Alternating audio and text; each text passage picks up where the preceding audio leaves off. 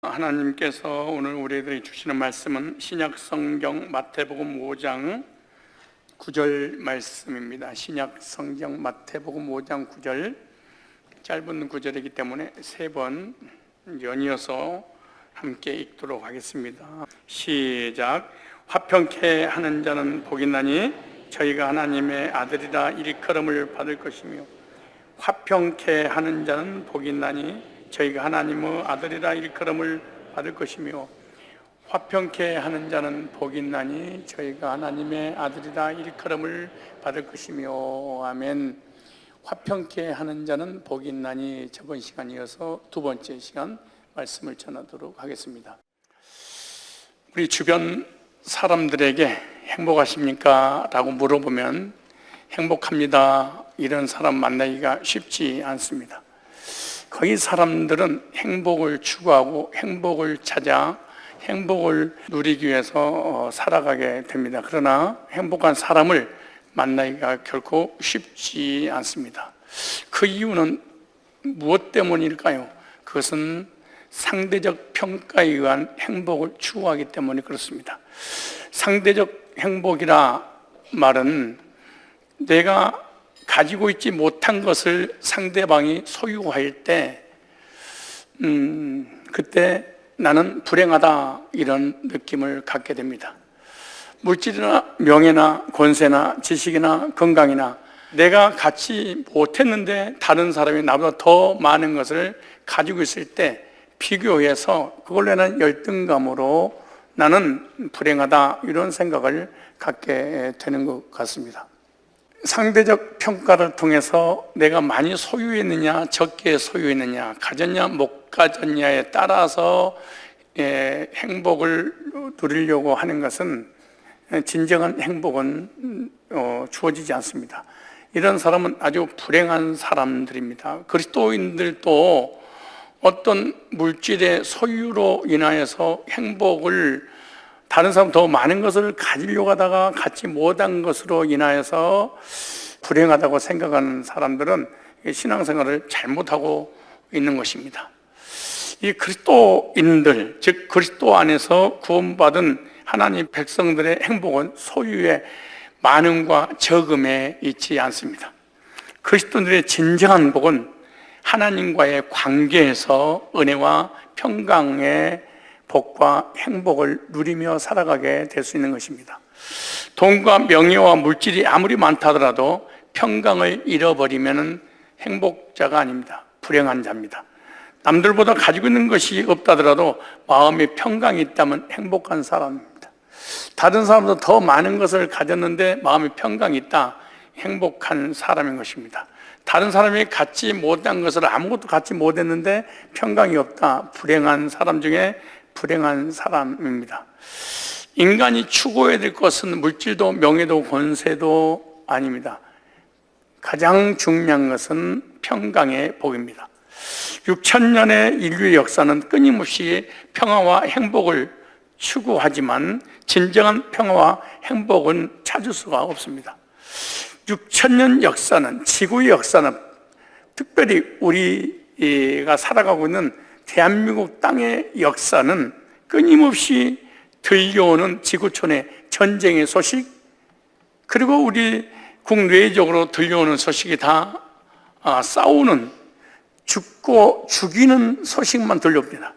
국가 간의 전쟁, 자유 대한민국을 호심탐탐 노리고 끊임없이 쏘아대는 북한의 도발, 만행, 최근에는 어물을 풍선에 넣어서 한국에다가 이렇게 부어버리는 이런 악한 짓을 하고 있습니다. 뿐만 아닙니다. 여야 정치 갈등의 전쟁, 노사 갈등으로 전쟁, 광화문 거리의 진보와 보수 태극기 부대와 촛불 부대의 전쟁, 이혼하고 깨지는 가정들의 전쟁, 자신의 자아의 갈등 속에 결국 자살을 택하는 수많은 사람들, 진리와 거짓 진리와의 싸움, 모두가 평화를 잃어버리고 깨어지는 인간들의 모습들을 우리는 쉽게 주변에서 또 내 자신 속에서 발견하게 됩니다. 사람은 누구나 행복을 원합니다. 사람은 누구나 평화를 원합니다. 그러나 해결책은 우리 인간이 찾을 수는 없습니다. 왜냐? 그 원인은 본질적으로 하나님을 떠난 인간의 타락한 마음의 사악함 때문입니다. 의인은 아니 한 사람도 없다. 모든 사람이 죄를 범했다. 우리 마음속에 나오는 거의 선한 것은 하나도 찾을 수가 없구나. 악한 사악함이 어떤 환경이 조성되고 상황이 만들어지면 튀쳐나오게 되는 것입니다. 언제로 인해서 타락한 성품을 갖고 태어난 인간은 진정한 평화도 진정한 행복도 없습니다. 성경에 이렇게 말합니다. 죄인에게는 평강이 없다. 왜 목사님 나는 마음에 평강이 없어요? 죄인이기 때문에 그렇습니다. 죄인은 평강이 없습니다. 아무리 남이 갖지 못한 것들을 다 소유했다 할지라도 죄인은 평강이 없습니다. 이사야서 57장 21절에 내 하나님의 말씀에 악인에게는 평강이 없다 하셨느니라. 죄를 진 인간 마음속에 두려움과 불안과 공포와 절망이 찾아오지 평강은 없습니다. 그런데 오늘 본문에 예수님께서 이렇게 말씀하십니다. 화평케 하는 자는 복이 있나니 저희가 하나님의 아들이라 일컬음을 받을 것이요. 화평케 하는 자, 우리 인간에게는 화평이 없는데 화평케 하는 자는 복이 있나니, 우리 인간은 절대로 화평을 찾을 수도 만들어낼 수도 추구할 뿐이지 화평을 가져다 준 사람은 아무도 없는데 화평케 하는 자는 복이 있나니 저희가 하나님의 아들이라 일컬음을 받을 것이며 이렇게 말합니다. 그런데 화평케 하는 자는 복이 있나니 저희가 하나님의 아들이라 일컬음 받을 것이 하기 전에 마음이 청결한 자는 복이 있나니 저희가 하나님을 볼 것이며 라고 앞 구절에 먼저 말씀이 선행되고 있습니다.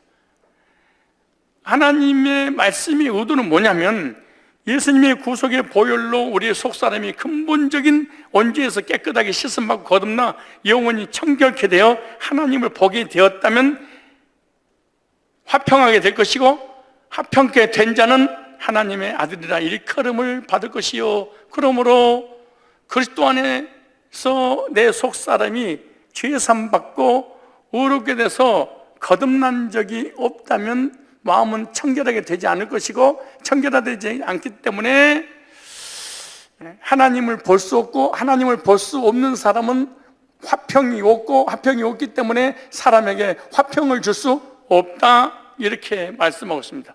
그래서 마음이 청결해야만이, 예수 안에서 거듭나야만이 의롭게 되어서 하나님을 본 사람이 되고, 하나님을 만난 사람은 하나님과의 관계가 회복됐기 때문에 만났을 것이고, 그 사람은 다른 사람을 화평케 해줄 수 있다, 이렇게 말합니다. 그런 사람은 하나님의 아들이라 일컬음을 받을 것이요, 이렇게 말합니다. 그러므로 여기서 중요한 말씀이 뭐냐면 인간이 생각하는 화평이 아닙니다.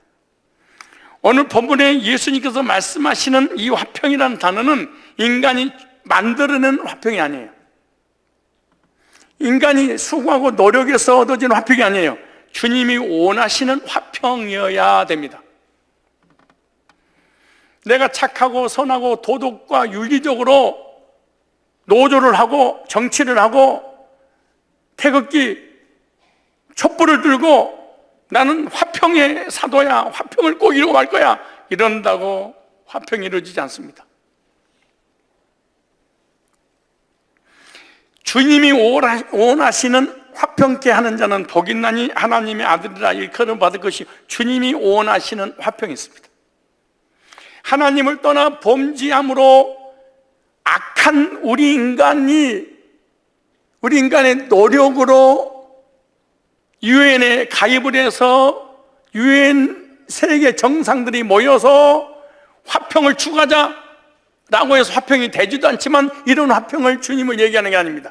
마음이 청결한 자는 복이 있나니 저희가 하나님을 볼 것이며, 하나님을 본 사람이 화평의 사도가 될 수 있다, 하나님의 방법으로 이렇게 말합니다. 그럼 첫 번째, 화평이란 무엇인가? 화평의 의미를 살펴보도록 하겠습니다. 여기서 화평이라는 단어가 에이데노 포이오스라는 헬라어입니다. 에이레노 포이오스, 평화를 만드는, 화평을 이룩한이라는 뜻입니다. 이 단어는 에이레네와 이 포이에오 합성어입니다. 평안, 화평, 평강, 화해라는 뜻과 포이에오, 실행하다, 만들다, 남기다 라는 뜻의 합성어가 하나의 단어로 정정됐습니다. 예수님께서 화평케 하는 자를 말씀하시는 것은 평화를 만드는 자를 의미하는 겁니다. 평화를 만드는 자는 누구냐? 화평을 만드는 자가 누구냐? 우리 마음속에 진정한 평안을 주는 자가 누구냐? 이렇게 묻는 거예요. 우리가 세상에 살아가면서 싸움이 있는 곳에 평화를 만들고 전쟁에 있는 곳에 화평을 이룩해서 서로가 화해하는 삶을 살아가야 되는 것을 말씀하고 있는데, 그럼 우리가 화평케 하는 자가 되려면 어떻게 해야 되냐 그 말이에요. 인간 안에 근본적으로 화평이 없기 때문에 우리는 화평을 만들 수도 화평을 만들어낼 수도 없는 그런 존재입니다. 우리 인간은 화평을 0.1%도 속에서 만들어낼 수 없습니다. 화평을 만든다고 해봐야 인간적인 면에서 어떤 자기 이기적인 욕심에서 잠시 잠깐 평화를 만들려고 하는 것이지, 본질적인 면에서는 만들 수가 없습니다. 죄 많은 인간이 어떻게 다른 사람에게 화평의 삶을 살라고 할 수 있겠습니까? 허물과 죄로 죽어 속 사람이 저주 가운데 있는데 어찌 다른 사람을 화평하십시오, 내가 화평케 해주겠습니다, 이럴 수 있겠습니까? 본문에서 화평은 예수 그리스도를 통하여 화평케 할 것을 지금 말씀하고 있는 것입니다. 누구를 통하여? 예수 그리스도를 통하여 이 인류는, 이 지구는, 이 지구촌에 살아가고 있는 모든 인간들은 근본적으로 화평이 없기 때문에 내가 화평을 주려고 왔다, 나를 통해서 화평이 이루어지는 것이지 내가 없이는 절대로 우리 인간은 화평할 수 없다라고 주님께서 지금 말씀하고 있는 거예요. 예수님께서 제자들에게 지금 예언의 말씀이에요. 예수님께서 하나님과 우리 인간 사이에 화평을 위해 십자가에 달려 죽으실 것이다 라고 예언해요. 십자가에 못 박혀 피 흘려 죽으신 예수님의 보혈을 믿으면 하나님과 너와 화평케 될 것이고, 너와 네 자신과 화평케 될 것이고, 너와 타인에게 화평의 역사가 일어나게 될 거야. 지금 십자가를 지금 얘기하고 있는 거예요. 그러므로 팔복은 제자들에게 지금 말씀하고 있는 거예요. 나는 너희들을 화평케 하기 위해서 잠시 후면은 십자가에 피 흘려 죽을 거야. 그 십자가의 보혈을 네가 믿는 순간 너는 거룩하게 되고 청결하게 되므로 하나님과 화평하게 되고, 화평하게 되었다면 너는 이 화평의 복음을 전해서 다른 사람을 화평하게 해주는 화평의 사도가 될 거다라고 예언하고 있는 거예요. 그러므로 예수님이 없는 화평은 없어요. 우리 인간은 0.1%도 불가능한, 여러분 이 지구 6,000년 역사하기에 전쟁만 있었지 화평은 없어요. 부부끼리 전쟁하죠, 자녀들끼리 전쟁하죠, 부자끼리 전쟁하죠, 부부끼리 전쟁하죠, 지역사회에서 전쟁하죠, 교인들끼리 전쟁하죠, 정치 여야 전쟁하죠. 더 무서운 것은 지가 저하고 전쟁하죠. 자아와의 싸움. 무슨 화평이에요? 누가 평화를 줘요? 불가능한 일이에요. 법이, 검사가, 판사가, 변호사가, 대통령이, 물질이 누가 평화를 줘요? 그건 없어요. 그래서 예수님께서 화평을 주려고 이 세상에 왔다 그렇게 말합니다. 기독교는 기복신앙이 아니에요. 기독교는 번영신학이 아니에요. 기독교는 예수 믿으면 복 받고, 예수 믿으면 건강하고, 예수 믿으면 나가도 들어가도 복을 받고, 떡반죽거리에 복을 받고, 후손이 3, 4대 복을 받고 천대 복 받아라. 기독교는 그런 종교가 아니에요. 복이 없다는 얘기가 아니고 본질적인 면에서 화평이 없는 우리 인간 속에 화평을 주려고 예수님이 오셨다. 잠시 후면 내가 죽을 건데 나의 죽음을 통하여 하나님과 너와 화평케 될 것이다. 그 주님께서 주신 그 복음으로 사람들을 하나님과 화평시켜라, 이렇게 말씀하고 있는 거예요. 여러분 마음속에 진정한 평안과 안식과 행복이 없다면 하나님과 화평이 깨졌어. 왜 깨졌냐? 죄 때문에. 여러분 죄 문제 해결을 받으면 세상에 줄 수 없는 마음의 평안임하고 이 평안은 하나님과 관계 회복의 증거인 것입니다. 그래서 에베소서 2장 14절에 이렇게 말씀합니다. 그는 우리의 화평이시니라. 예수님은 누구시냐? 화평이시니라. 왜 화평한 자가 필요하냐? 관계가 깨졌으니까 중간에 누군가가 화목 제물이 돼야 되잖아요. 그래서 화목 제물 되시려고 이 세상에 오신 분이 예수님이에요. 화평이시니라. 둘로 하나를 만드사 유대인과 이방인들이에요. 원수된 거 곧 중간에 막힌, 하나님과 우리 인간에 막힌 담이 있어요. 부부끼리 막힌 담이 있고, 나라끼리 막힌 담이 있고, 여자가 막힌 담이 있고, 사람과의 관계에 있어서 막힌 담들이 있잖아요. 그런 담 때문에 평화가 없어요. 그런데 하나님과 우리 인간 사이에 막힌 담이 있었는데 자기 육체로 뭐 하시고 허시고 법조문으로 된 율법의 계명을 뭐 하셨으니? 폐하셨으니 이는 이 둘로 자기 안에 산 새 사람이지요 화평케 하시고, 예수님께서 팔복을 통해서 말씀하시는 화평케 하는 자는 바로 예수 그리스도의 십자가의 복음이 있는 자를 의미하는 거예요. 예수님은 우리의 화평이시니라 이렇게 말씀하고 계세요. 하나님과 원수 되었던 우리들을 주님이 직접 십자가에서 죽으심으로 중간에 막힌 뭐를? 담을 뭘로? 자신의 육체로 허물어 주셨다 이렇게 말해요. 그리고 율법의 계명으로 구원을 이루려고 하는 것을 피하시고, 율법주의를 피하시고,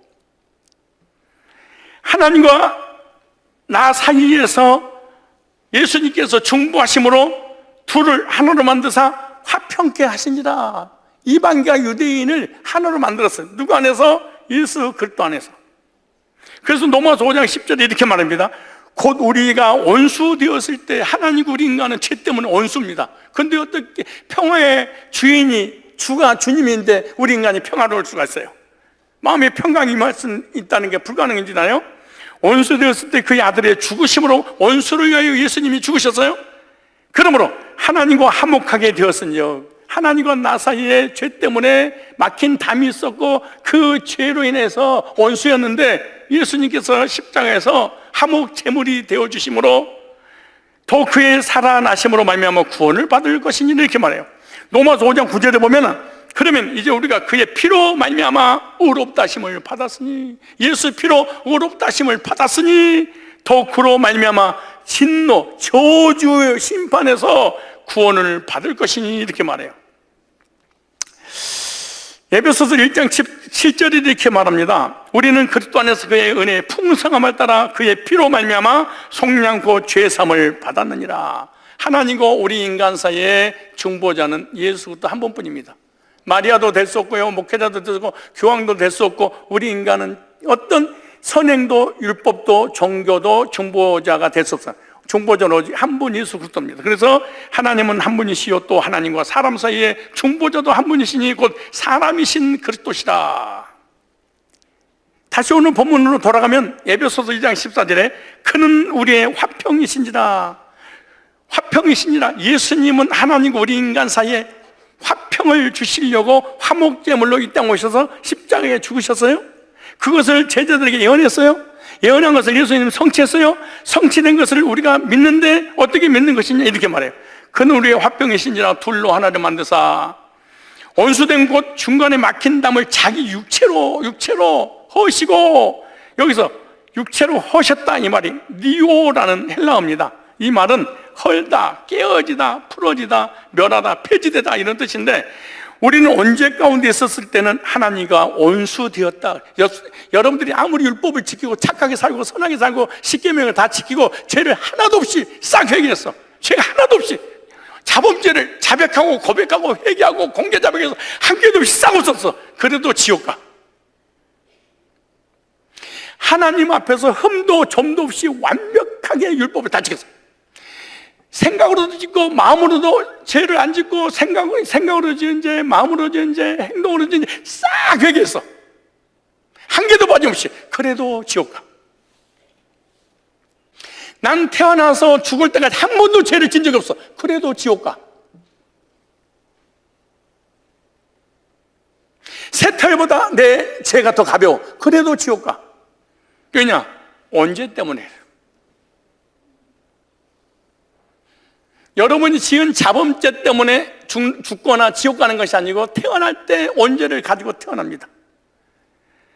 그래서 자범죄 때문에 하나님과 원수된 것도 있지만은 근본적인 것은 언제 때문에 하나님 원수다 그렇게 말해요.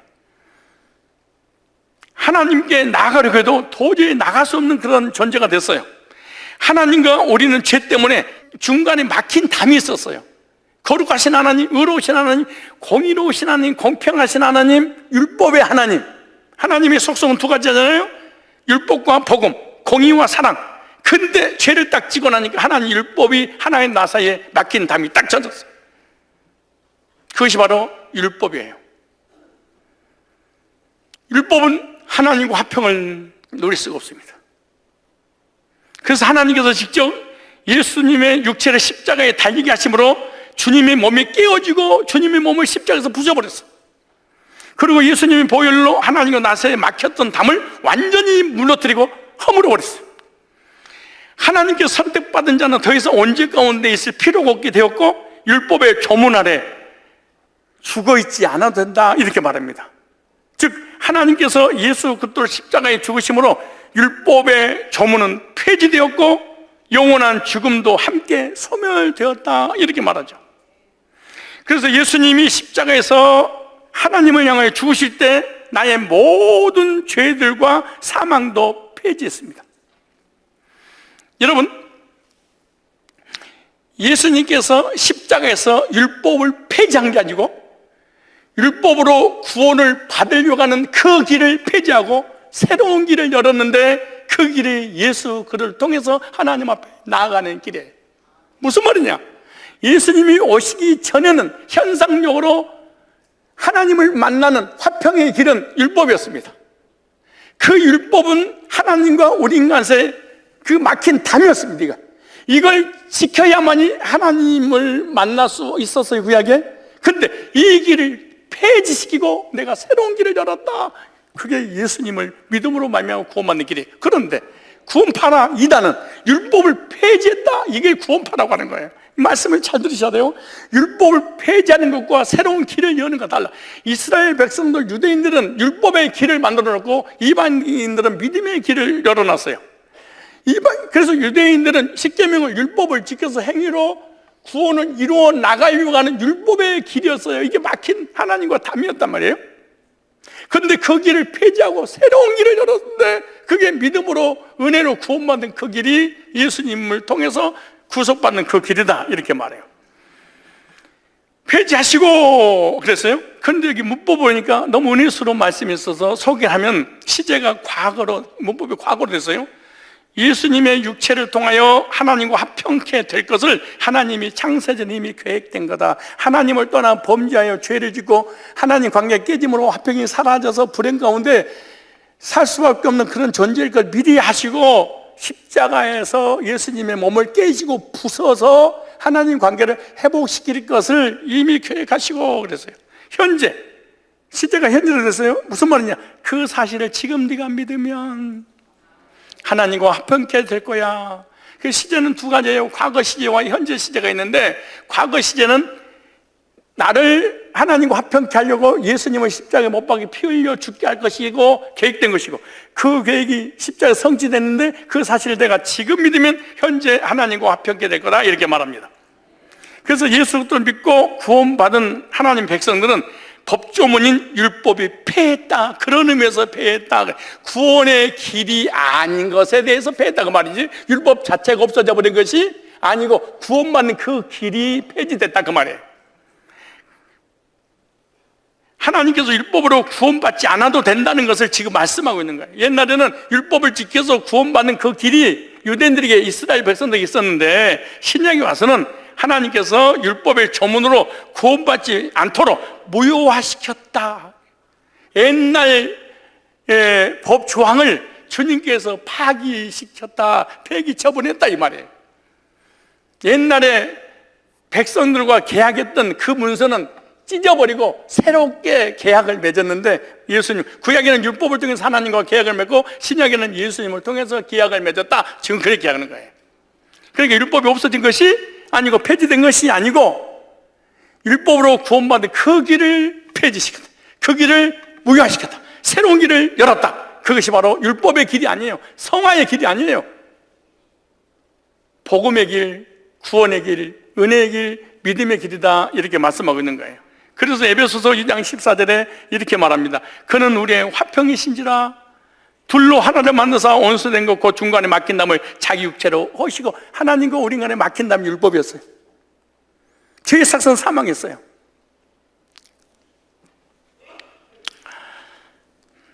그래서 디모데후서 1장 10절에 이렇게 말합니다. 이제는 우리 구주 그리스도 예수의 나타나심으로 말미암아 나타났으니 그는 사망을 피하시고, 더 놀라운 일입니다. 이것이 믿어질 때 구원이라, 그렇게 율법을 지키는 게 구원이 아니에요. 율법의 요구는 사망인데 율법의 요구를 예수님이 들어주시기 위해서 십자가에 대신 못 박혀 죽으심으로 사망을 당했어요. 사망을 당하신 예수님 믿으면 사망을 당하지 않는다. 사망을 피하시고 그래. 복음으로서 생명을 썩지 아닌 것을 드러내시리라. 우리는 주님 안에서 예수님의 보혈로 하나님과 화평케 된 줄로 믿습니다. 예수 그리스도를 통해서 율법의 길이 아니고 선행의 길이 아니고 종교의 길이 아니고 새로운 길을 열었는데, 바로 예수 그리스도를 믿음으로 구원받는 그 길. 이 예수를 믿는 자는 하나님과 화평케 된 자다. 하나님의 아들이라 일컬음 받을 것. 화평은 인간이 만드는 게 아니구나 이게.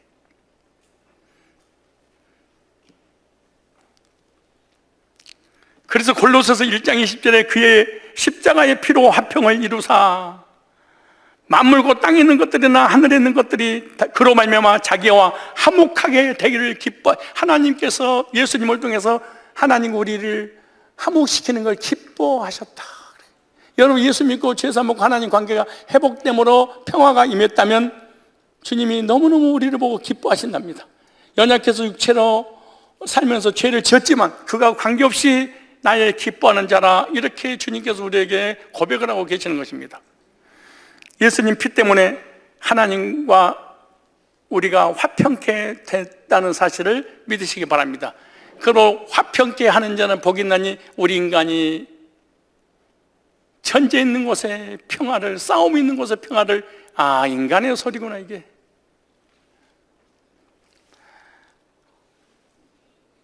예수님을 통해서만 우리 인간의 진정한 평화가 오는구나. 예수님 보혈로 하나님 화목되는 은혜를 경험하시길 축복합니다. 두 번째, 그리스도 안에서 화평케 된 자에게 복을 주신다 이렇게 말합니다. 첫째, 어떤 복을 주시냐? 화평케 하는 자는 복 있는 저희가 하나님의 아들이라 일컬음을 받을 것이요, 하나님의 아들이 되는 복입니다. 여기서 하나님의 아들이라 일컬음 받다 이 말이 칼레오라는 단어인데요, 부르다, 청하다, 일컬음 받다, 부르심을 입다 이런 뜻이에요. 그러니까 예수님은 하나님의 아들이신데, 예수님이 화목제물로 십자가에서 영원한 속죄 제사를 드려주셨는데, 그래서 예수님께서 속죄 제사를 드려주신 예수님 어떤 분이냐? 화평의 아들이세요. 누구예요? 화평의 아들. 예수님이 십자가에 죽으심으로 인해서 화평의 아들을 믿은 순간 우리는 죄에서 부르심을 받게 돼. 죄인이었는데 예수님께서 죄인을 불러주셨어. 뭐 하시려고요? 의롭게 하시려고. 누구 때문에? 화평의 아들 예수님 때문에. 그래서 아들이 되려면 어떻게 되는 거냐? 예수 그를 통하여 속죄가 일어나야만이 아들이 되는 거죠. 예수님으로부터 부르심을 입지 못하면 화평의 아들이 될 수가 없고 하나님의 아들이라고 부름을 받을 수가 없는 것이죠. 예수님께서는 세상에 나가 예수 대 십자가의 복음을 전파하면 실제로 하나님의 아들이라고 일컬음 받게 될 것이다. 그러니까 내가 예수님을 통해서 화평케 됐어요? 화평케 된 복음을 전했어요? 그럼 사람들이 하나님과 화평케 돼요? 그럼 너는 사람들이 너를 하나님의 아들이라 그렇게 부를 거야, 이렇게 말씀하죠. 나는 왜 세상에서 사람 불신자들한테 하나님의 아들이라고 하지 않아요? 화평케 되는 복음을 전하지 않아서 그래. 전적으로 하나님 은혜 가운데 하나님의 아들이라 일컬음 받게 되는데, 그래서 로마서 8장 29절에 이렇게 말씀합니다. 하나님이 미리 아신 자들을 또한 그의 아들의 형상을 본받게 하기 위하여 미리 청하셨으니, 우리 장록의 가장 핵심적인 성경 말씀입니다. 하나님 미리 아신 자들로 또한 그 아들의, 저와 여러분을 창세전에 미리 아신 자들이 있대. 미리 알고 구원하기로 딱 정했대. 누구를 통하여? 맏아들 예수님을 통해서 예수님의 동생을 삼으려고. 이렇게 말해요. 하나님 미리 하신 자들도 또한 그 아들의 형상을 본받게 하기 위해 미리 정하셨으니 이는 그로 많은 형제처럼 맏아들이 되게 하려 하심이라. 하나님께서 미리 예정하시고 아신 자들을 예수 그리스도를 통해서 구원받고 하나님의 맏아들이신 예수님의 동생을 삼으려고 창세전에 예정했다, 선택하셨다, 이렇게 말하는 거예요.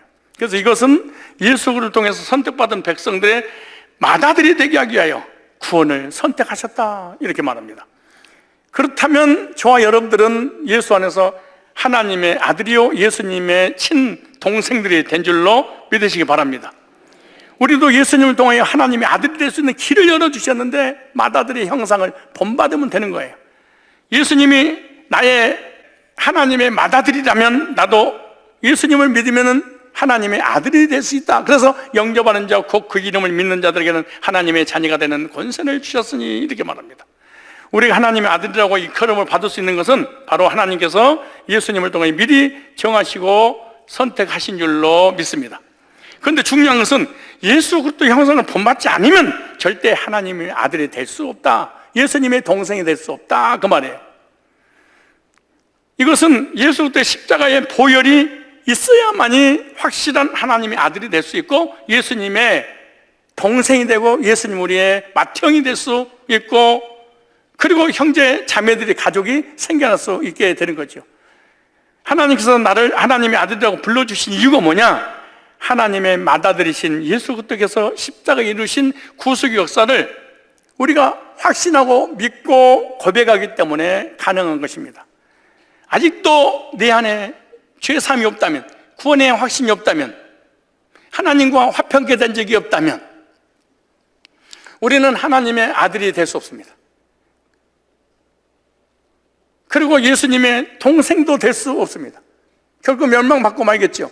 그러므로 하나님의 아들이라는 일컬음을 받기를 원한다면, 하나님과 화평케 되기를 원한다면, 예수님의 맏아들이 되기를 원한다면, 예수님의 맏아들의 동생이 되기를 원한다면 예수님의 십자가의 구속의 보혈을 나를 위한 것으로 믿고 확신하시기를 축복합니다.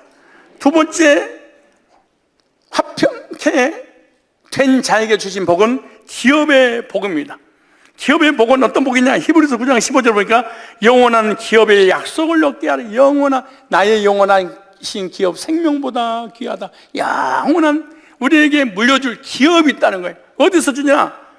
화평케 된, 예수님을 통하여 하나님과 화평케 된 자에게 기업의 복을 주시고, 세 번째, 천국을 상속자로 만들어주겠다, 이렇게 말합니다. 디도서 3장 7절에 이렇게 말합니다. 우리로 그의 은혜를 힘입어 의롭다 하심 얻어 영생의 소망을 따라 상속자가 되게 하려 하심이라. 상속자. 로마서 8장 17절에 보면은 맏아들 대신, 맏형 대신 예수님과 공동 상속자, 이렇게 됐어요. 그냥 상속자, 형제니까 부모님의 재산을 공동으로 상속받을 상속권자, 이렇게 말해요. 자녀이면 후사, 자녀이면 또한 상속자, 곧 하나님의 상속자여 그리스도와 함께한 상속자니, 공동 상속자니, 이렇게 말하죠. 그리스도의 보혈로 죄사 먹고 하나님과 화평케 된 자는 예수님의 동생이 되었습니다. 동생이니까 형과 함께 하나님 주신 기업을 공동으로 상속받을 상속권자, 최고의 복입니다. 생각해봐요. 아픈 게 중요한 게 아니고 병든 게 중요한 게 아니고 이것이 진짜 믿음을 까무러칠 일입니다. 누가 집 한 채만 부모님이 사준다고, 아니 차 한 대만 사준다고 해도 잠을 못 자고 설치는데 천국을 나에게 상속시켜주는 상속권자로, 여러분 지금 현대 그룹을 여러분들에게 많이 그럴 일이 전혀 없겠지만 상속시켜준다고 생각해 보세요. 아니 진짜 만약 그런다고 누가 진짜 나는 상속자로 생각해 보세요. 반은 미쳐가지고 다닐 거야. 근데 사실은 돈은 믿어지는데 천국이 안 믿어지니까 예배만 드리면 자버리고 천국에 대한 소망도 없고 그냥 예수 믿으면 너무 불편해. 그리고 어차피 예수 믿다 보니까 너무 몰려와가지고 안 믿을 수도 없고 죽겠어. 지금 노인네들은 이거 너무 몰려온 거야. 이거 내가 오늘 집사가 되고 장로가 돼가지고 이거 그냥 그만둘 수도 없고 이거 어떡할 거야 이거 진짜. 그러니까 와서 그냥 시간 되면 가고 그냥 너무 몰려온 거야. 진짜 미치겠지. 이제 어떡할 거야. 이제 돌아서기는 너무 청춘이고 헌신하기도 막 같고 얼마나 불편한 진실이야 이게. 그러니까 버티는 거야. 그냥 그러다가 죽으면 천국 있으면 좋고 아니면 말고 그냥 버티는 거지 뭐 이렇게 그냥 뭐 그냥 이렇게. 그래 불신자부터 더 불행하게 살아. 11조 하면서 불행해. 성경 하면서 불행해. 대청소 하면서 불행해. 얼마나 고통스럽겠어 이게. 얼마나 깜깜하겠어 이게. 불신자는 없으니까 그냥 막 살아. 그러니까 불신자가 신자보다 더 행복해 사실은. 근심 걱정 없어 불신자는. 왜? 하나님도 안 믿지, 내세도 안 믿지, 고민도 안 해, 갈등도 안 해, 종교적인 갈등도 그냥 하고 싶은 대로 살아. 그건 우리는 어떻게 생각해? 주일 됐어. 갈까 말까? 아우 고민이 많아. 1부 드릴까 2부 드릴까 3부는 어떻게 바람하게 사라질까? 어떻게 핑계를 대고 밥만 먹고 빨리 빠져나갈까? 미치는 일이지 이거 어떡하겠어 이거. 근데 불신자는 아침부터 걱정 없어. 그냥 바로 대공원이야. 그냥 바로 골프야, 바로 낚시야, 바로 놀러 가버려. 근데 우리는 놀러 가자니 뭔가 그냥 하고 뭐 비가 그냥 내리고 뭐가. 근데 일부러도 한번 들고 이제 밖에 나가더라도 내가 좀 뭔가 이제 불쌍해 죽겠어요. 어떻게 보면 정말로 기독교인들처럼 불쌍한 존재가 없습니다. 예수 안 믿고 구원 안 받고 교회 다니는 이 불신자들, 하나님 관계 깨졌지, 자신과의 관계 깨졌지, 사람과의 관계 깨졌지, 화평이라는 거 찾아볼 수 없지. 불신자는 한 잔의 술로 마이크 잡고 노세 젊어서 노세 하루 흔들기로 하더니 우리는 술도 못 먹어. 흔들기는 또 흔들려고 그러는데 또 누가 보고 있는 것 같기도 하고, 한 잔 먹다니 뭐가 깨름직하고 뒤통수가 당기고 막 살다니 내가 뭐가 온 것 같기도 하고. 진짜 힘들게 됐어요. 인사하겠습니다. 안타깝습니다. 시작.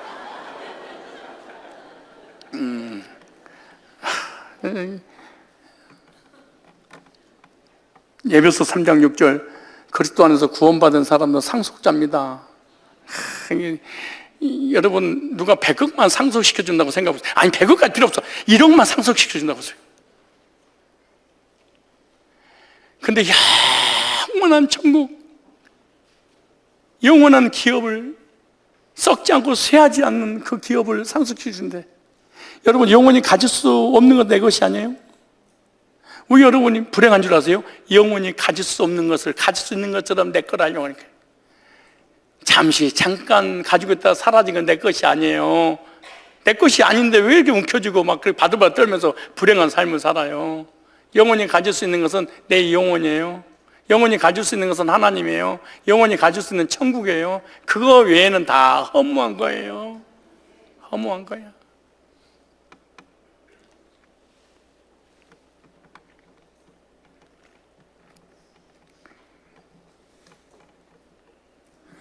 화평케 하는 자는 복이 있는 저희가 하나님의 아들들의 일컬음 받을 것이며, 화평케 된 여러분들에게 주시는 그런 복을 누리시기 바랍니다. 세 번째, 이런 화평이 내 안에 실제로 있다면 화평하는 자가 되어라, 이렇게 말합니다. 주님께서 제자들에게 화평케 하는 자는 복이 있다고 말씀하시는데 어떻게 화평할 수 있냐? 너희들은 화평할 수 없다. 너희들은 전쟁이다. 근데 화평케 되는 길을 내가 알려줄 거야. 좀 있으면 내가 십자가에 못 박혀 죽을 거야. 그러고 예언하시는 거예요. 하나님과 화평케 하기 위해서 내가 죽으려고 이 땅에 왔어.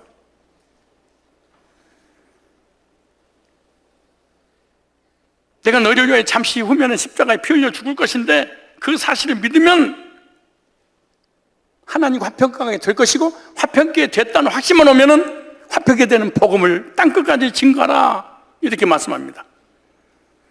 저와 여러분들이 예수 그리스도 안에서 거듭났다면 화평한 자인 줄로 믿습니다. 화평한 자가 되었다면 화평의 복음을 전해서 화평케 해준 자가 되어야 될 것입니다.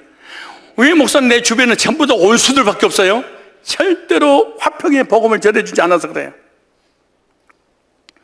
내가 영원한 생명을 소유했다면 이 생명을 세상에 나가 전해줘야 될 줄로 믿습니다.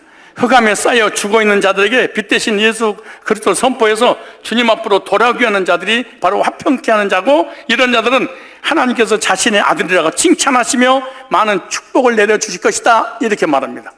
영적으로 허물과 죄로 죽어있는 영혼들을 위해 예수님의 구속의 복음을 전해서 그 영혼이 죄산 받을 때 하나님 앞에서는 화평케 하는 자가 된다는 것을 잊지 마시기 바랍니다. 예수 그리스도의 복음을 전해주지 않으면 절대로 사람과 사람, 자기 자신과 자신이 화평케 될 수 없다는 거예요. 세상에서 육적인 고민만 풀어주고 육적 싸움이 있는 곳에 싸움만 멈추게 했다고 해서 사람과 사람과의 관계를 맺어주는 화평자를 성경에서 말씀하고 있는 것이 아니에요. 하나님께서 원하시는, 하나님께서 기뻐하시는 화평케 하는 자는 예수 그리스도의 십자가의 보혈을 선포해서 그들로 구원받게 될 때 진정으로 화평케 한 자가 될 수 있다는 것입니다. 그래서 고린도서 5장 18절에 이렇게 말합니다. 모든 것이 하나님께로 났나니 저가 그리스도로 말미암아 우리를 자기와 화목하게 하시고 또 우리에게 화목하게 하는 직책을 주셨으니. 놀라운 말씀이죠. 우리가 예수 믿고 구원받고 비실비실 살다가 이 세상 떠나가려고 우리가 선택한 게 아니에요. 이거는 믿음이 아니에요. 예수 믿는 사람보다 불신자들이 참 활기차더라고. 불신자들의 그 활기찬 모습 10%만 따라간다면 교인들이 어쩌면 이렇게 죽사니까요. 예수 믿는 사람들 하나님도 죽었고 주변 다 죽고 자기 혼자 이 세상에 뚝 떨어져 사는 것처럼 살아가는 그 얼굴들, 진짜 이 영상을 딱 찍어 여러분들 표정 보잖아요. 정말 화가 나냐. 야, 이게 정말 이게 마음에 평안이 있는 사람일까? 이게 가능한 사람일까? 이런 생각이 들어요. 왜냐하면 보세요. 모든 것이 하나님께로 낳는 저가 그리스도로 말미암아 우리를 자기와 화목하게 하시고 또 우리에게 화목하게 하는 직책을, 여러분 예수 믿고 구원받을 때 사람과 사람을 화목시키는 직책을 주었대. 여러분은 여러분 주변 사람과 어떤 관계세요? 화목하게 하시고 또 우리에게 화목하게 하는 직책을 주셨는데, 이는 하나님께서 그리스도 안에 계시서 세상을 자기와 화목하게 하시며 죄인들을 하나님과 화목하게 하시고 해서 십자가를 죽으셨어요. 저희의 죄를 저에게 돌리지 아니하시고, 내가 죄를 졌는데 죄인이라고 정죄하시고 심판해서 지옥 보내지 않았다는 거예요. 죄인인데 죄로 나를 죄인이라고 하지 아니하시고 화목하게 하는 말씀을 우리에게 부탁하셨느니라. 복음을 전하는 직책도 주셨어요. 부탁까지 하셨어요. 부탁한다. 죄인들에게 복음을 전해서 하나님과 화목시켜라. 내가 너에게 부탁한다. 직분도 주시고 부탁하지 했어. 사람이 사람에게 부탁하는 것도 들어주더만, 죄와 저주와 사망과 지옥에서 건져서 영원한 천국을 상속시켜주면서 다른 동생들에게도 이 복음을 전해서 하나님 화목시켜서 천국으로 인도 좀 해다오 부탁을 했어. 근데 우리는 부탁 들어줄 필요도 없어. 부탁 들어줄 생각도 안 해. 어떻게 하면 잘 먹고 잘 살까? 제가 옛날에 중랑구에서 살 때 홍수로 인해서 중량천이 다 범람에서 다 그 집까지 잠긴 적이 있었잖아요. 근데 사람이 막 떠내려가는 거야. 근데 그 옆에서 낚시도 하고 있어. 사람 건지려고 낚시하는 게 아니야. 몇 사람이 거기다 니를 갖다 던지면서 고기 잡으려고. 하나님 화평이 죄로 인해서 깨져서 저주받고 지옥을 향해서 달려가고 있는데 사명을, 직책을, 부탁을 들어주지 못하고 세상에 취해서 어떻게 하면 좀 더 많이 벌까, 더 많이 먹을까, 더 많이 가질까, 이것만 생각하고 있는 사람들이 그리스도인이겠습니까? 이렇게 말합니다. 이러므로 우리가 그리스도를 대신하여 사신이 되어 예수님을 대신해서 예수님이 해야 될 그 사역을 우리가 해야 된다는 거예요. 대신하여 사신이 되어. 목회자가 말씀을 전하고 복음을 전하는 것은 주님을 대신해서 전하는 거예요. 지금 우리로 너희를 권면하는 것이 그리스도를 대신하여 간구하노니 너희는 하나님과 화목해라. 어떻게 화목하냐? 근본적으로 우리는 화목할 수 없습니다. 예수님의 보혈에 피로 화목하게 되고, 화목하게 하려면은 화평의 사도가 돼야 됩니다. 화평케 하는 자는 복이 있나니, 또 화평케 되는 직책과 사명과 부탁을 했는데 들어주지 않는다. 직무유기, 직무태만입니다. 죄입니다. 사람이 해야 될 일을 안 하는 것을 이걸 죄라고 하는 겁니다. 우리가 해야 될 일이 뭡니까? 화평의 복음을 통해서 구원받았다면 화평의 복음을 전해서 화평케 하는 자가 되어야 될 것입니다. 주님이 원하시는 화평의 복음을 전하는 화평의 사도가 되시길 축복합니다. 마지막 네 번째입니다. 화평케 된 자는 이 땅에 살면서 누리며 살게 될 것이다. 로마서 5장 1절에 이렇게 말합니다. 그러므로 우리가 믿음으로 의롭다 하심을 얻었은즉 우리 주 예수 그리스도로 말미암아 하나님으로 더불어 화평을 누리자. 하나님과 더불어 예수님을 통해서 화평이 이루어졌으니까 누리며 살아라. 기뻐하고 좋아하고 감격해라. 두 번째, 평안을 누리고 두 번째, 기쁨을 누려라. 이렇게 말해요. 로마서 5장 2절에 또한 그로 말미암아 우리가 믿음으로 서 있는 이 은혜에 들어감을 얻었으며 하나님의 영광을 바라보고 즐거워하느니라. 하나님과 화평을 누리고 두 번째, 이 땅에 살면서 기뻐하고 즐거워하느니라. 세 번째, 소망이 넘치는 누림을 주신다는 거예요. 로마서 5장 3절로 4절 이렇게 말합니다. 다만뿐만 아니라 다만이뿐 아니라 우리가 환난 중에서 즐거워하나니 이는 환난은 인내를, 인내는 연단을, 연단은 소망을 이루는 줄 알미로다. 환난 중에 즐거워할 수 있다는 거예요. 환난을 당했는데 즐거워해. 왜 즐거워하냐? 천국의 소망이 확실하니까. 왜 사람들이 환난이 오고 시련이 오고 고난이 오면 절망하고 낙심하고 인생을 포기하는 이유가 뭐냐? 소망이 없어서 그래. 육신이 아프거나 연세가 드시거나 이러면 더 이제 그 나라가 더 가까워지는데 더 포기를 해버려요. 우리 20대, 30대 아이들의 신앙과 어르신들의 신앙은 격차가 상상을 초래할 정도. 보세요. 소망이 확신한 사람은 환난 중에서 인내하는 믿음을 가지고 있습니다.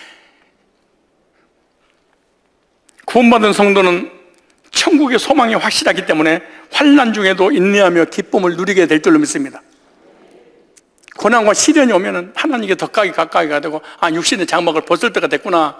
그리고 천국에 대한 소망이 더 깊어지기 때문에 그 환난과 시련을 인내할 수 있다. 이렇게 말합니다. 소망이 없는 사람은 인내가 불가능한 일입니다. 그리스도 안에서 죄산받고 구원받은 하나님과 화평한지 여러분 자신을 살펴보시고, 나는 다른 사람과 정말로 화평의 복음을 전해서 하나님과 화평시키는 그런 사역을 하고 있는가 살펴보셔야 됩니다. 하나님과 화평케 된 자는 복이 있습니다. 율법으로 화평케 될 수 없습니다. 선행으로 안 됩니다. 우리 인간의 의지로 안 됩니다. 예수님의 보혈로만 하나님과 화평케 됩니다. 하나님과 그리스도 안에서 화평케 된 자는 자신과 화평케 된 자이기 때문에 행복자입니다. 예수님이 화평의 복음을 전해서 다른 사람을 하나님과 화평케 해주는 자는 행복자입니다. 화평케 하는 자는 복이 있나니 저희가 하나님의 아들이라 일컬음을 받을 것이. 예수님의 보혈로 여러분들이 구원받았다면 하나님과 화평이고, 화평케 되는 복음을 다른 사람 전해서 구원받겠다면 사람들이, 하나님이 여러분에게 이렇게 말할 겁니다. 내 아들이라 내가 부를 거야. 이렇게 말합니다. 그러므로 하나님과 화평된 적도 없고 화평의 복음도 전해진 적이 없어. 그러면 하나님의 아들이라 일컬음을 절대로 받지 못할 것이야. 이렇게 말합니다. 근본적으로 죄인에게는 화평을 줄 수가 없습니다. 그래서 화평을 주시려고 하나님께서 아들 예수님을 십자가에 못 박혀 피 흘려 죽게 하려고 이 땅에 보내셨고, 제자들에게 예언을 하셨습니다. 너희들은 화평의 사도가 될 텐데 우리 인간의 힘으로는 죄인들에게는 화평이 있을 수 없다. 나를 통해서만 화평이 가능하다.